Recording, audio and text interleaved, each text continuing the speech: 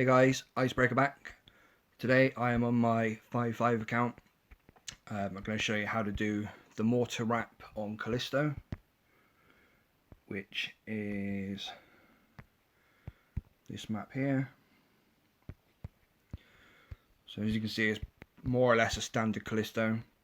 The only noticeable difference really is these three cannons here are normally mortars as well.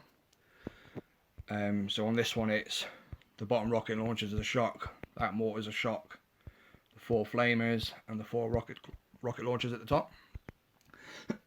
Now the attack I do here is exactly the same attack as what you would do if these were all mortars. The only difference being is you place a shock on these 3 flamers here and what would be the top mortar there, which is actually a top cannon on this one, you'd have to shock those 3 and that one, and all your girls would be wrapped round this mortar here. And as you can see, in the middle of a mortar there, you've got that dead zone where the mortar can't target you. If you put all the Zookas in that space, it means you don't need to shock that mortar. It's known as wrapping the mortar. As you can see, I don't need to do that on this one, but I did the same attack anyway. So I wrap this cannon and shock the flamers, the mortar, the rocket launchers and stuff. So first thing we're going to do is clear the mines. Now you only need 1 barrage and 1 artillery to clear all the mines you need. See, the barrage goes at the top and the artillery there at the bottom. And that clears all the mines you need cleared for the attack. Now you can see I've dropped all 8 boats of Zookas here. You can, if you want, only drop 2 or 3 boats to farm some and then flare back and then flare down the beach and land the rest of your boats. But if you're not comfortable with doing the reflare and regroup landing, which can be a bit tricky sometimes, playing it this way is a bit safer sometimes.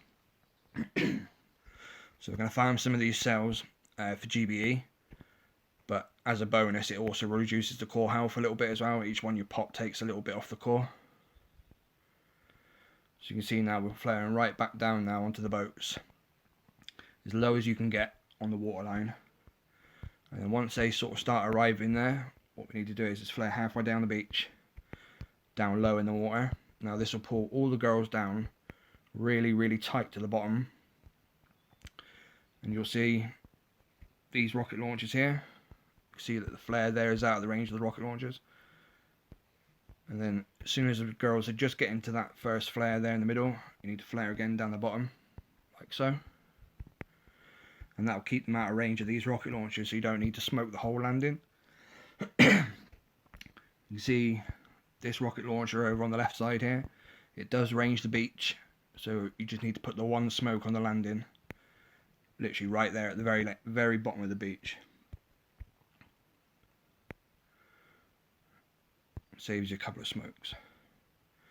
Okay, so then what you do is you can flare up to this point as a grouping flare if you like, or you can flare straight up if you're more confident with smoking. I use the grouping flare on this one, and then the next flare goes just to the above of the 9 o'clock shock launcher on here. This means they'll walk up between the shock launchers, avoiding the mines.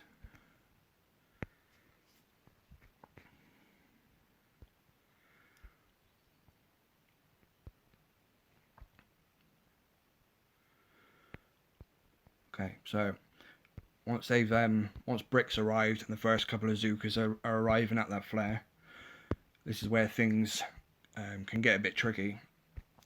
What you need to do is as they're coming up alongside this cannon, you need to flare the flamethrower in the corner here, and it will make them stop dead in their tracks, and they'll wrap around the cannon in this case, but will also work around a mortar as well. So your first flare goes in that little gap, just like that. So so the Zookas are heading towards that gap, and then as they get to out here, we're going to put down the double smokes, and then just before brick pops out, we're going to flare the flamethrower there. You can see brick stops, and you can see how the Zukas are wrapping around the cannon there, nice and tight. Now that would be completely in the dead zone for a mortar, and it wouldn't fire on you at all. So that you could place your shock at the top here to catch the 3 flamers and the top mortar, another shock on the bottom 2 mortars, and whatever else needs shocking. So once they've stopped and they're wrapped around the mortar, or the cannon in this case, we're going to flare core, like so.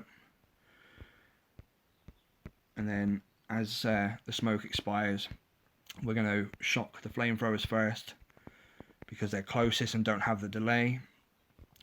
And you can see I've got one Zuka there who's stepped out of the smoke, which has cost me the delay on the top rocket launchers, but the flamers get that off pretty quick. So shock on the flamers and the bottom mortar, top rocket launchers, bottom rocket launchers. And as you see, the core health drops pretty fast. It's a 5.5 boosted account. I think this was 1.6 million, I think. What I did here was threw a box of critters there on the cannon there, on the boom cannon. Now, if the core health was a bit more, that box of critters there would take the incoming fire from the rocket launchers here, which could save me just a couple of seconds, a half a volley maybe, which could make the difference to a solo, if the core health was big enough. So yeah, that's how you do the mortar wrap on Callisto. I personally prefer to use the bullet attack, but as you can see, they've got the grappler on this one, which made that not really a viable option. So we took brick and did the mortar wrap.